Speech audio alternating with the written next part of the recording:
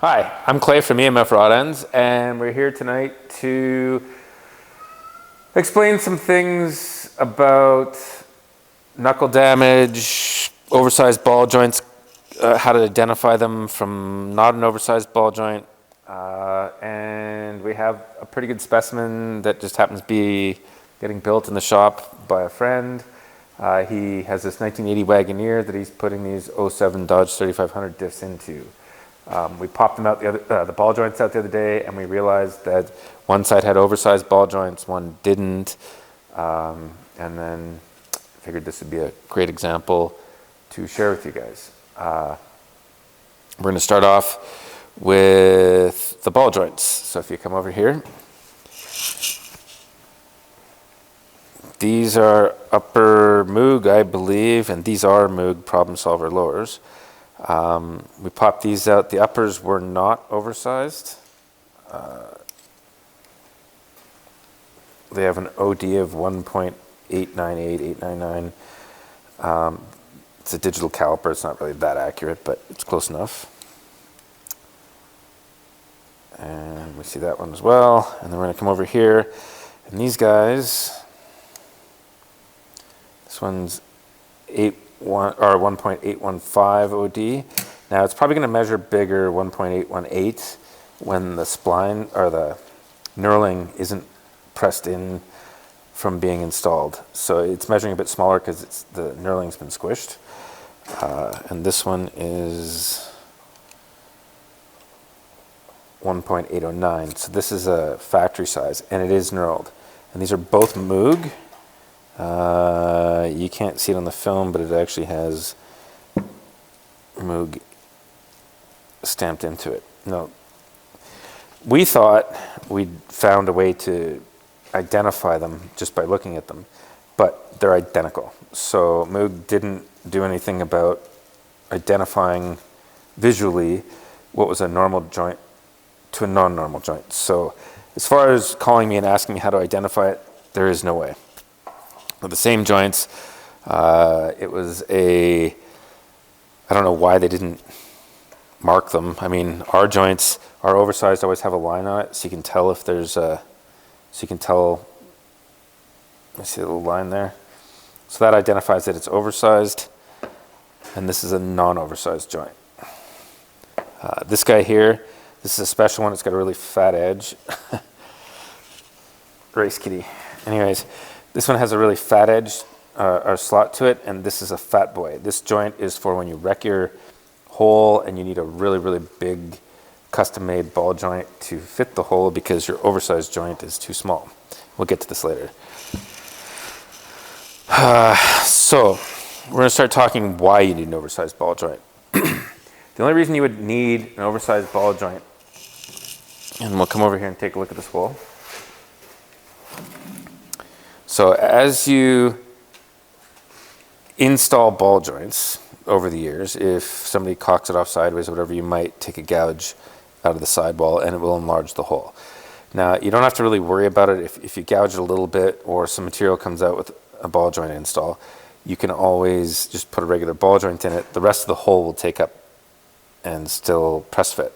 But the problem is people will buff this and they'll enlarge the hole. And at that point, then you need an oversized ball joint to actually press or hold the joint in. I think most commonly what happens is people use, if you come over here for a sec, you'll use a flap disc or a abrasive to clean the hole up, which is a big problem. You don't want to do that because pretty much you're going to cost yourself some money. Just use a wire wheel. Just clean the hole. If there's some gouging or whatever, or knurling, just don't worry about it. The new joint will press in and it'll take care of it. The other reason that you might wind up with an oversized ball joint in here is because you went to a store, or whoever installed the ball joint prior to you went to a store and they bought ball joints and they just had oversized because they don't like carrying oversized and non-oversized. So you get a Moog Problem Solver and the guy would force it into the hole and it stretches the hole. At that point, you need a new ball joint. It's just laziness, I guess, or it's laziness on the store's part, lack of knowledge on the installer's part. Unfortunately, it's all over the map, and people just randomly put them in, so we don't know who has them and who doesn't. So it's kind of a pain in the butt. Now, if you run into having a knuckle where a ball joint slides in, and I ask you for measurements, we're always going to ask you on the lower ball joint, we're going to ask you for the measurements on the bottom side. The reason we ask for that is because the ball joint presses in this way. Actually, this should be this way, that way. But it presses in this way, so as it presses in, this part of the upper part of the ball joint fits this part of the hole, and it's actually not as big, so it wouldn't stretch the hole as much. So the measurement we're after is a measurement from here to here, but on the bottom part. The top part's redundant because the hole hasn't been stretched. On the upper, if we're asking for a measurement, if you look in here, you can see the rust. So we want the hole measurement from here to here, and the bottom part of the hole doesn't matter because the ball joint doesn't actually even sit in there. Okay, I'm just going to show you how I dress these holes. So if you look in here, you can see the galling and lines from the knurling on the ball joint that have pressed into the housing.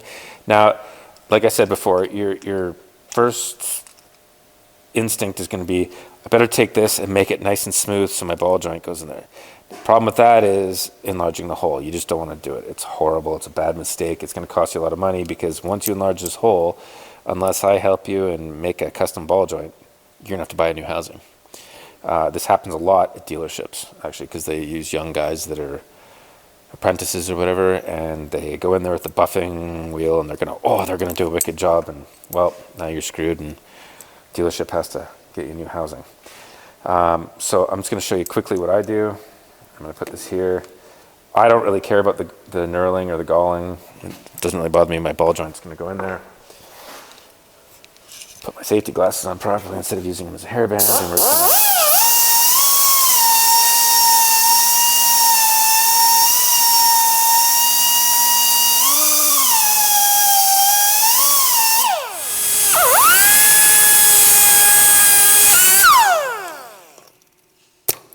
So this surface isn't as important, it's just a snap ring.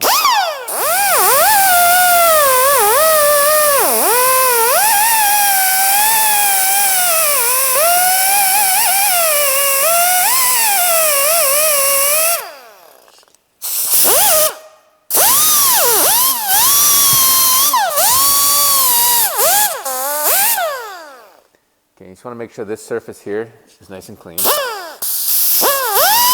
And flat and free of burrs, because when you put your ball joint in, you don't want to sit cockeyed.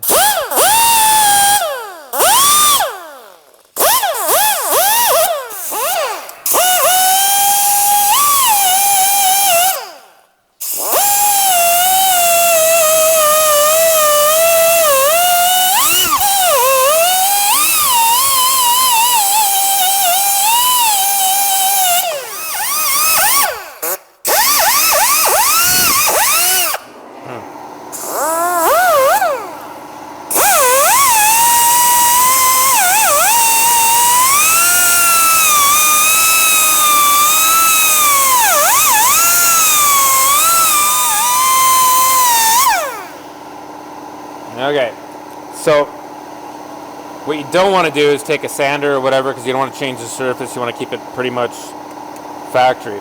This surface is important because the ball joint's going to press down, and this is going to square it up. If it doesn't press down and square up properly on this, the ball joint's going to be on an angle, and that angle is going to cause a tight spot in your knuckle. So when you turn your knuckle back and forth, it could be a reason for it to be stiff. Chances are, this is an 07, so 07s have a problem with the driver's side knuckle, the spindle knuckle, the holes. I'm not sure what happened, but we have a certain year period where we've tracked it, and the hole seems to be cocked off a little bit, so it causes a stiff knuckle. I believe that's where all the Dodge Nightmare ball joints came from. Anyways, so this hole's nice and clean, or clean enough. This is nice and clean. If there's burrs or anything like that, take a flat file and file across it evenly. You don't want to change this, and this surface on the very bottom is very important. Okay, so now we're going to move over here to these knuckles, and I'll show you the damage on the inside of the holes. So right now we are gonna look at the holes and possible hole damage. These two knuckles are the one that came off the axle. This is just a random bad knuckle off of another 07. This is a brand new good knuckle. We've tested it on a known housing, so we know it's all straight. But I just want to show you guys the difference of what we see and where we get stiff steering problems and stuff from. So I've marked a line here. It is approximately 167 thou thick. So this dictates where your axle sits in relation, or your spindle knuckle sits in relation to your axle. So this is a brand new good knuckle. You can see how the line stops right as it goes into the knuckle. Okay, so I'm going to come over to this one here, which this is a bad knuckle, not necessarily because this whole top hole's tweaked, but just to show. So this has been installed and either over torqued or something's happened throughout time, but you can see how the blue goes inside the knuckle there. Okay, now we're going to move over to the knuckle that's going in the Jeep. So that's where it should stop, and that's where it migrates to. So that instantly is going to make your truck not recentered properly. You can either buy a brand new knuckle, or we actually make pins to address this. On 2010 and above trucks, so I guess it'd be the 4th gen trucks, very common. I don't know if the knuckles are softer or what happens, but almost from factory they come sunk. This will actually also affect your camber. Guys buy those crappy camber adjustment upper ball joints that make your truck steer like crap. But this actually causes a camber issue because as it sinks or migrates in the hole more, you can see the angle here, it tilts the axle in or out on the kingpin upper ball joint. I call it a kingpin because it actually is a kingpin in a ball joint housing. So I'm going to come to the last hole here, and it should sit here, and it sits in here. So it's like 100 thou almost that it's migrated in. We'll address this when we go to put it on the truck, but I just wanted to bring this up and show people. So I kind of want to show, I'm going to spin these around. I'm going to look inside our holes. So if we look inside the hole, we can actually see different colors. We can see the gray here, that line there, and further back you can see a ridge right there. That's actually from the joint being over torqued, and it causes a little bit of a lip or ridge right there. So when you're starting to reinstall, you're going to want to take like a little round file or whatever and just file that down. You don't want to touch this area here. Never touch this area here because it will migrate your pin further, which will make your knuckle sit in a bad area. But you always want to make sure that lip's gone so that your pin seats in. Otherwise, your pin, see this lip right here? That pin will hook on that and it won't allow the pin to go into the hole all the way. We can take a look at this one, and this one's even worse. You can see right here, that lip's pretty pronounced. And actually, if we move back this way, come back to this hole, this particular knuckle, you can see that lip right there. We'll go over to this other knuckle, and it's non-existent. This is a good hole. So I'm going to clean these holes up. So I take a file like this. I'm going to try not to hit the sides here. I'm just going to try and... Actually, a rat's tail would work better, but I don't know where mine went. You just want to kind of smooth that hole out.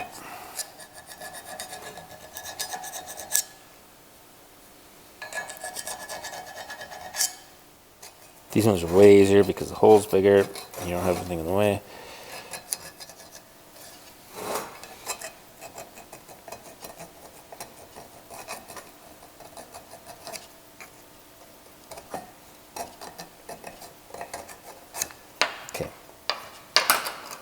probably going to do this off camera because it's going to take me a couple minutes, but I just want to show you what happens if you don't do that.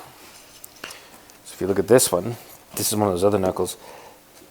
See how worn that is right there? So what that's from is somebody installed a nut, and you can see the ridge inside. But so this pin went in, and you can see how the pin rocks. It's not much, but the pin rocks up and down. So that is because the end of the pin didn't go all the way in the hole, and the pin didn't seat. So then that'll rock back and forth, and that'll cause steering issues. I'm going to clean these up, and we'll come back to this in a bit. So again, this is the good knuckle. This is a brand new knuckle. So we're going to use it to demonstrate the taper. There's no lip on the inside of it. And I'm just going to show. So this is one of our pins that, it's a new pin. There we go. It's a new pin, new knuckle, but we're going to check the tapers of the holes. So we got the ink on there. I just use a Jiffy. I'm going to take it out and see how it wiped it all off nice and even there. Okay. I like using Sharpies because it's a really thin ink, so it shows you if there's any indiscrepancies. You can use gear grease or whatever, but it's too thick and it doesn't really show you the proper pattern. It'll just show you it's good. These are going to go in here. It's one of the Jeep's knuckles. This was not bad. It took it off, not 100%, but there's a little bit of galling and stuff in there, but this is the one without that lip. Okay, so we're going to go to the next one. And this is the one with that lip in it. So we're going to go in here. We're going to go around. And you see how it wiped it off here, but not so much here. So that's uneven. So when you bolt this in, it's going to bolt in, and it's going to cock it to the side, or it's not going to be a straight, true hole. So that can cause a stiff knuckle, or it can cause a bad return to center. It's not the ball joint, it's your knuckle. So I'm going to finish cleaning that, and then we'll come back to this.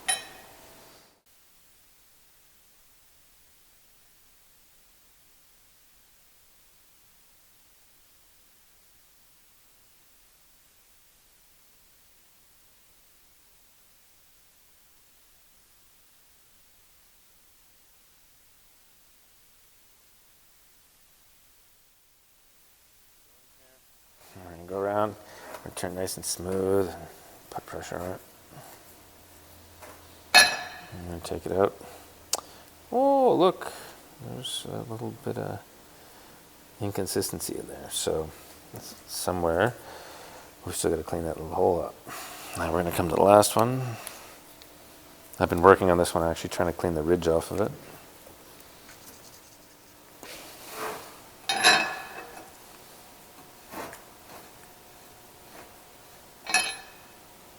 And I'm almost done with that. So I've been using a taper reamer in there with a wrench and going really slowly because my file wasn't working. So yeah, let's go over and check this one.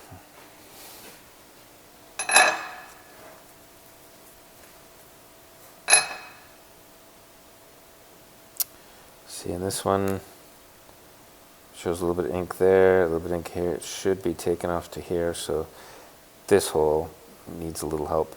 Now the problem with cleaning these holes is when you touch these holes,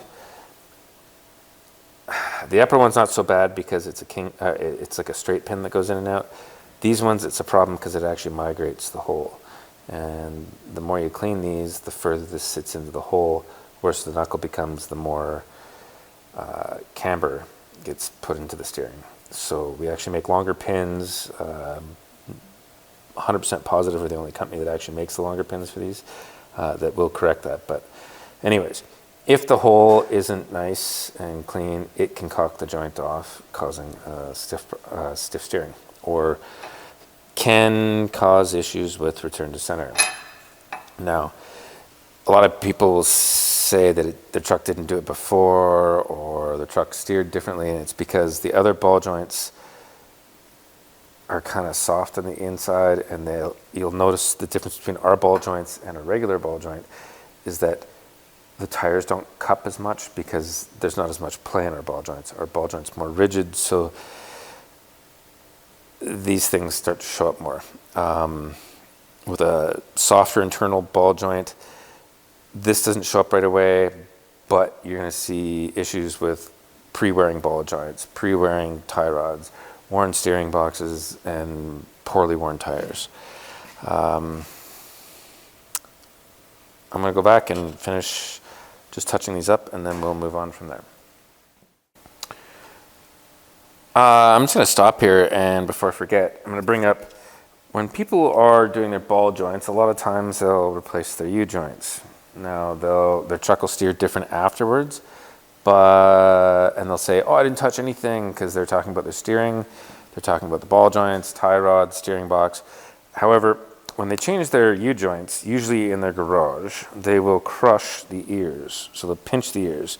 So when you put the U-joint back in, your knuckle will be stiff. This one's not. This one moves really nice. And part of the reason we say check your knuckle after you do the install is because if you have a tight U-joint and you put it in here and you turn it after, it's going to stiffen up. When this stiffens up, this can cause erratic steering or stiff steering or not returning fully to center or bumps or feedback. I get a lot of this, and guys refuse to believe that it's a U-joint, but the U-joint will kick and it won't center. One way you can tell is, we'll come over here. Once you've installed it, turn your knuckle to the side and turn the hub and make sure that it doesn't get stiff at all. It should just move nice and smoothly. If it gets stiff or kicks, this one's kind of an old one. It may kick back and forth like this. This knuckle is actually a little stiff, but once you put the brake on, it won't be so bad. I think this was a bad knuckle. Anyway, you would see it, if this was pinched, you'd see it bucking. It's not bucking, it's turning nice and smooth. If you've changed your U-joints and it is stiff, you need to make sure that that frees up and is not stiff before you put everything back together. This is just another area where it can cause some steering issues. We're going to talk about the knuckles and misalignment in the upper joints. So as you're installing your brand new ball joints that you've been waiting for, sometimes this happens. As you tighten it up, when you tighten the upper ball joint up, all of a sudden the knuckle gets stiff. See how this is coming around? It was flopping before. Now we're going to move it around. It's a two-hand kind of move. People ask a lot, how stiff is too stiff? Well, this right here will give you memory steer. So when you turn a memory steer, I want to make this very clear. Memory steer is not the truck not 100% coming back to center. It's not between 11 and 1 o'clock. It's, if you turn, an example, if I was to turn this truck like this and let go of the steering wheel, I would just keep doing donuts. I would just keep going around in circles and I would have to manually bring it back. Wander, we'll get to that later. Wander is when it's in between 1 and 2, or 1 and 11. Okay, so back to this knuckle. See how stiff this is? Instantly, because there's so many crappy ball joints out there that are just mass produced and slammed together. It's not uncommon for a knuckle to be like this right out of the box, or when you put the ball joints in. So the first thing people jump on is the ball joints. Our ball joints are the only blueprinted ball joint on the market. Every single one is blueprinted. All the parts, everything, it's all logged, and each one has its own serial number. So when you get it, you can look on it, see the serial number. If you want to call me, I can tell you what day it was made. I can tell you who assembled it. I can tell you everything about it. We're the only joint on the, or the company on the market that goes through that effort, and it's just so that I can assure people that it's not the ball joint. Now, what we're going to show you is, this is like this, so we're just going to break this off quick. I'm going to show you what a new knuckle is. Okay, so now we've got this new knuckle. This one came from a distributor that sells AAM knuckles. Same ball joints, same axle. It's all done up, right? Yeah. So, see how nice and easy that turns? But the other knuckle was a heavy two-hander. So when that happens, it sucks. It's like $300 and you have to buy a new knuckle. Now the worst part is sometimes you buy these knuckles and this hole won't be true and it'll still be stiff. We've run into that quite a bit. So about 3 years ago, we developed a new pin for the upper ball joint. We use our ball joints to help alleviate this and reduce some of the cost. So what we're going to do right now, you know, once you put your truck together and you run it, and it's got memory steer or whatever, and you don't want to rip the whole entire thing back apart. So you can actually change this pin in the truck with the axle and the whole assembly loaded, but we're gonna do this quick. It's what we call a stiffy pin. Okay, we just quickly threw on the bad knuckle just to show, okay, so it's stiff. Now, this is the awesome part about our ball joints. Because they come apart, because they have a heavy race on the inside, it's not a one-piece body with a single pin, like, who makes those, geez. So anyway, we're gonna take this cap off, and we're gonna pop this pin here. Let's undo this. So we're gonna leave the nut on just a little bit, just so we don't damage the threads. And we're gonna pop the whole entire assembly out here. So go out to the spiral lock, which is more of just a retainer. Okay, so we've added our stiff pin, or stiffy pin, into the upper ball joint. This is that stiff knuckle. So now we're going to turn the knuckle back and forth. We can do it with one finger now. Okay, so what that's doing is, I spent a lot of time, I didn't spend money because I don't have to pay somebody else to design my stuff. I design it all myself. So we just spend hours and hours and weekends and whatever going through them trying to problem solve. Everybody else's answer is, oh, it's not our ball joint. I always want to know why things aren't working right and how to correct it, because things can be corrected. So through the design of our upper ball joint, we've been able to take our insert and our pin and change the tolerances and how they fit to alleviate the pressure of this, of the misaligned hole. There aren't any other rigid joints that can do that. We're the only joint that can do that, and it's a pretty easy fix. Now, you might choose just to spend the $300-400 on a knuckle. I don't know, I'm Canadian, so they're like $700 at certain places. In the US, they're cheaper. I don't know, they could be $250, but what the stiff pin, or stiffy pin is, it's a race and a pin, and they're about $40. It's your choice, you know, if your truck's got memory steer and you're having problems and you just hate it. If your knuckle is stiff, and this is why we always say when you're installing to check your knuckle, because if it's stiff, it's going to be stiff here. If it moves nice and freely here, and you put your truck together and there's something else, like, or the truck steers weird once you get it on the ground, it's not the ball joint being stiff. Again, each ball joint's blueprinted. There are no blems in them. We've never had a blem in, or a defect in, over 10,000 joints now.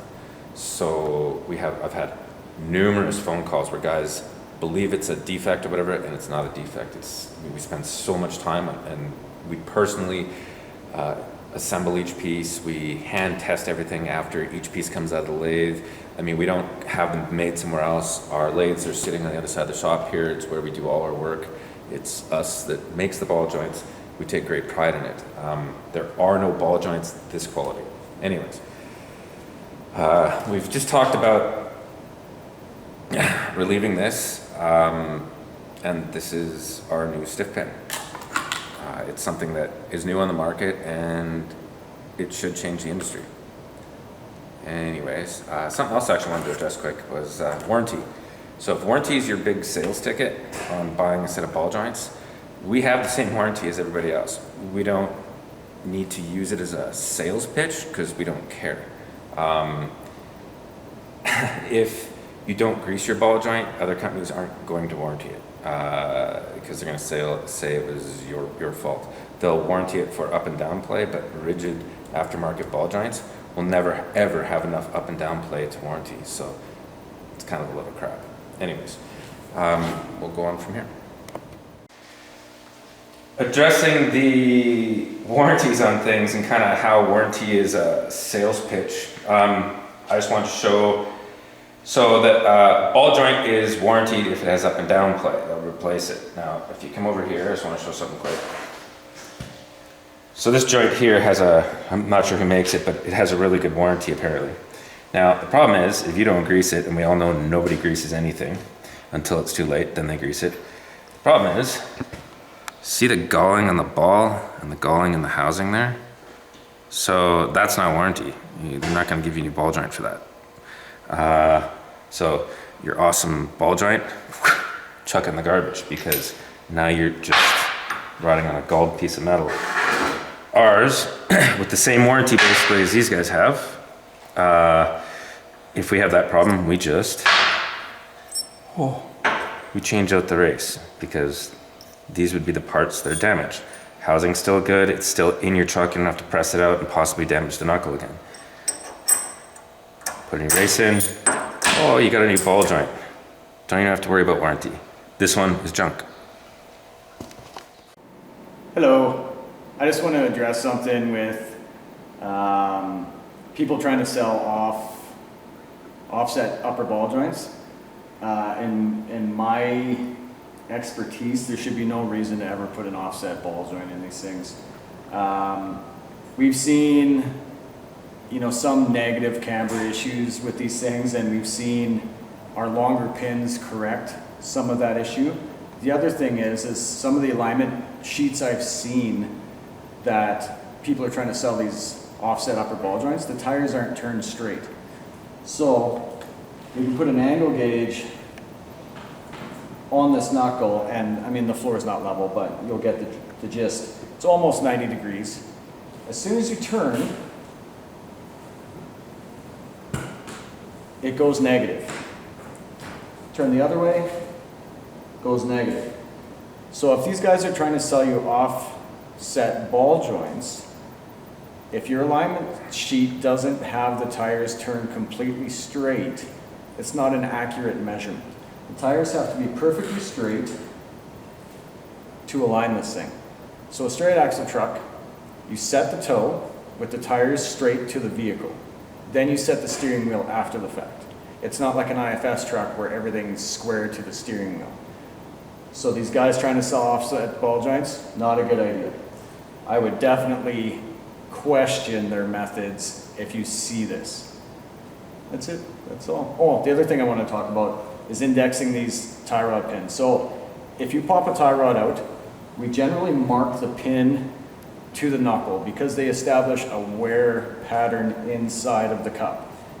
Now, if these are spun to wherever, they may stick, they may grab, they may do all kinds of things that you'll have to try and troubleshoot. If they're indexed to where you took them off, generally you're not looking for other things. Touching on what Dale had just talked about with the pin aligning with the knuckle after you reinstall it, if you're reusing a tie rod. This, when we're talking on the phone about troubleshooting, say, sticky steering or wandering, or we'll say sticky steering. So if you've made sure your knuckle rotated freely before you continued on with your assembly, this is one of the areas that I would look. This is one of those mysterious steering issues, and I didn't touch anything else other than put your ball joints in my truck. If you touched this, you did touch something.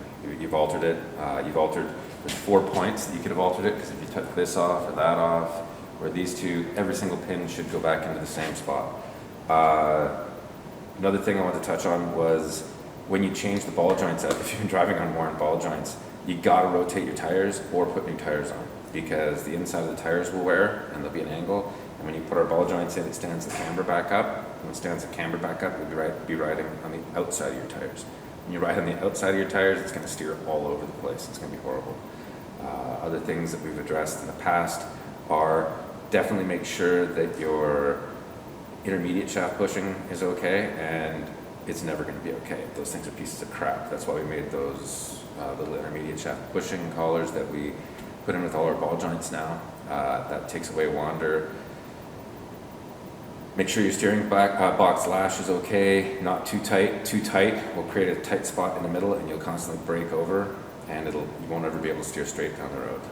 That's something else that people miss a lot and call, and I spend a lot of time going over with them. Things that can cause too tight of lash are improper adjustment, or if you've put a steering box brace on. if you put the steering box brace on and you didn't put shims between the bearing and the mount, chances are there's going to be some tension on that. It's going to pull the sector shaft down into the gears, and it's going to cause a tight spot. And never adjust the steering box with a steering box brace on it, because you have no idea where that sector shaft is. You got to take all the load off that sector shaft. If you've got any binding in that pillow block, you need to take it off before you adjust the box. Okay, so we talked about the importance of this upper ball joint and the misalignment, new knuckles, using the stiffy pin to relieve the pressure in the lower ball joint. Actually, I'll explain that right now. So when this is stiff, when the knuckle's stiff because of this upper pin, it actually puts pressure in the lower ball joint, because it's this pin being a straight pin. When it's tight, and even though it floats, it actually cocks it off to the side. So it actually is forcing the bottom of the knuckle out to turn like this. So what it does, if you look at this, you can see how, now this could be grease, but I think what happened here was it had a stiff knuckle in it. And I believe, because if you look on it, there's only galling on one side. Now, the guys that made this are probably going to take this and run with it because, oh, they now know why this happens. But you can see how it's galled on one side. So this probably had a stiff pin in it. And what it was doing was, as it was turning, it was forcing the pin like this and going back and forth. And that's why the upper ball joint is as important as the lower ball joint. Because if the upper ball joint is misaligned, chances are it's going to wear the lower ball joint. On our ball joints, it's not such a big deal, because if it actually does wear it, well, you can just change the races out. On other ball joints, you're going to have to buy or get a whole new ball joint. And like, so when you're installing or everything's put together, part of the trickery of ball joints and manufacturers is they'll put them together stiffer. The reason they make the ball joints more stiff is because it hides all the other problems that we've just addressed here. It gives you a little bit of memory steer, and your truck will drive straight down the road. You can let go of the steering wheel, man, it drives straight. But you will notice that you're pulling back to correct. The big thing is shops say, oh, it'll break in, because they do break in. Do you know why they break in? Because they loosen up. And once they loosen up, then all the other problems come out. And then you're back to, oh, your ball joints are shot. So we just started out with the ball joints kind of loose. If you don't want to address everything that's actually wrong with your truck, you don't have to buy a stiffer ball joint or whatever. You can just simply adjust the rim, because see how that's nice and loose. If you want to hide it and just pretend that your ball joint has to break in, or maybe use that break-in period for you getting used to the way the vehicle drives, you can tighten the pin. You can make it as tight as you want. You can give yourself as much memory steer or as little memory steer. It doesn't matter to me. But you don't have to pull the ball joint out. All you have to do is tighten the ring.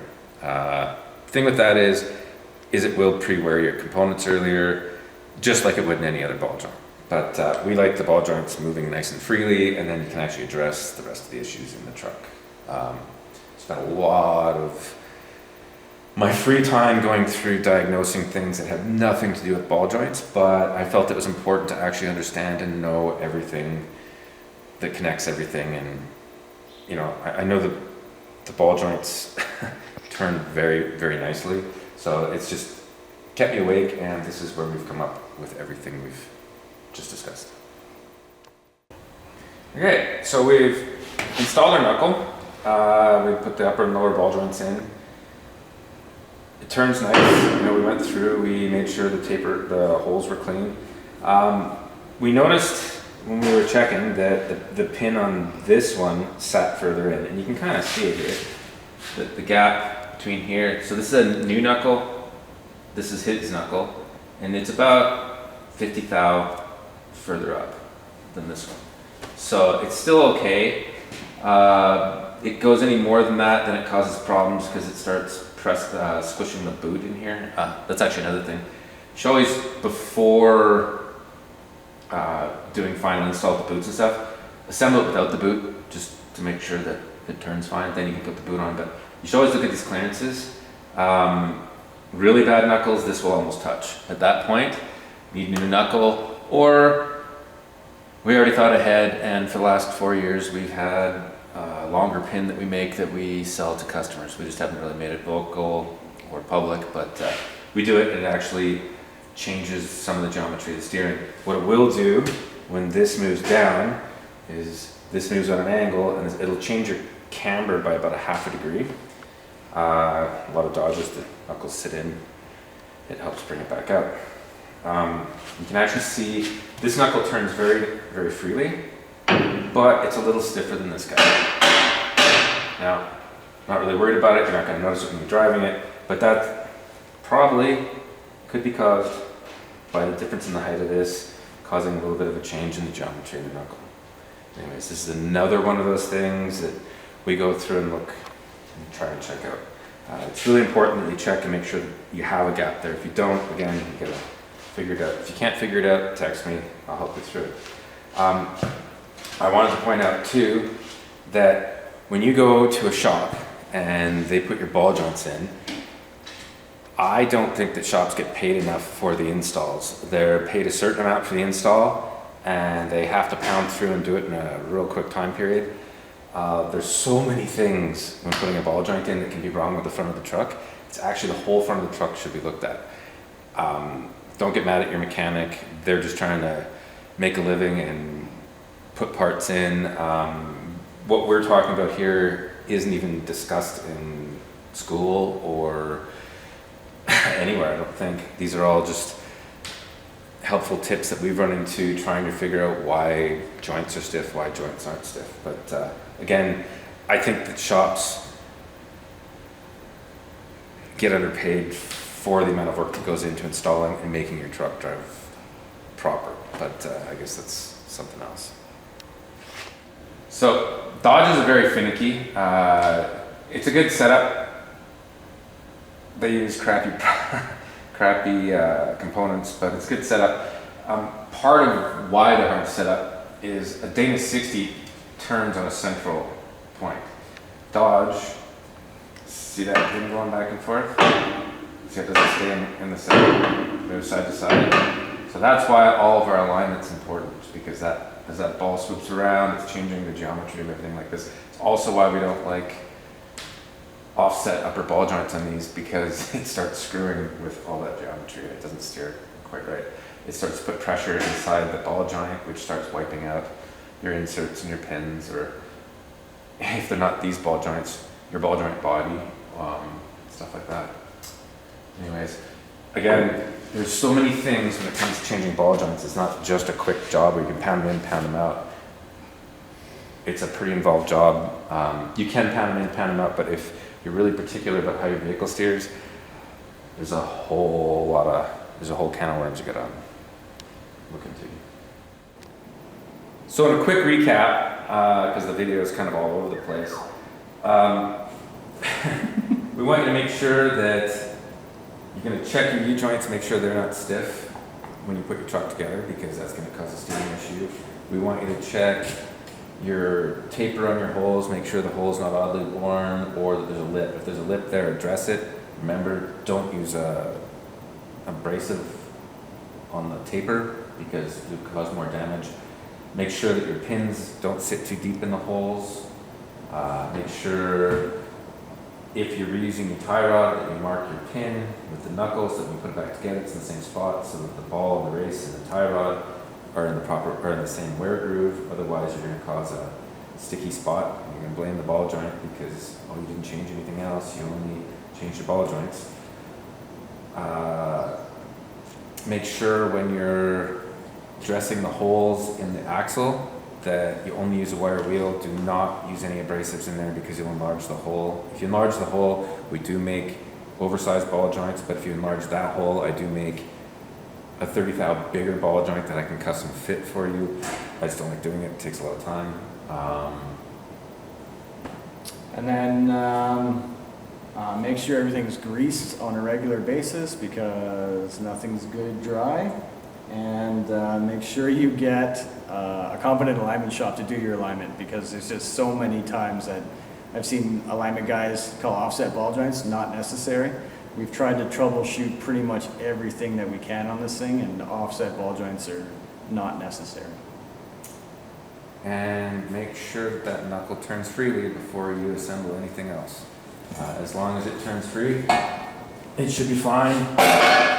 And you don't have to worry about it being the ball joints, it is something else. If it turns freely at this stage, then we're looking for something else. Guys will call or text and we'll troubleshoot and they'll say, oh, it turned free, and it never did because they had a shop install it and that shop lied about how it turned because they just wanted to jam the ball joints in. And later we find out that it was a stiff knuckle, and we usually correct it with that stiffy pin. And I think that pretty much sums it up. That's it. Thanks. See you in the meantime.